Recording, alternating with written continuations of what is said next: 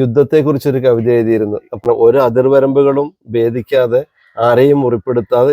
Palestine പറഞ്ഞു തീർന്നൊരു അധ്യായമാകുന്നു. ഐക്യദാർഢ്യം കൊണ്ട് തെരുവ് ജനസമുദ്രമാക്കിയവർ അജണ്ട നടപ്പാക്കി പിൻവാങ്ങിയിരിക്കുന്നു. ചാകര കൊയ്തെടുത്തവർ ഒന്നുറക്കെ കരയാൻ പോലുമാകാത്ത കുഞ്ഞു രോദനങ്ങളെ ഉൾപേജ് വാർത്തയിലൊതുക്കുന്നു.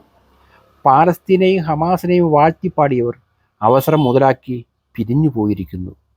ചിതറിത്തെറിച്ചു പോയൊരു ജനത ഒത്തൊരുമിച്ചപ്പോൾ ലോകം അവർക്ക് മുന്നിൽ ചെറുതായി.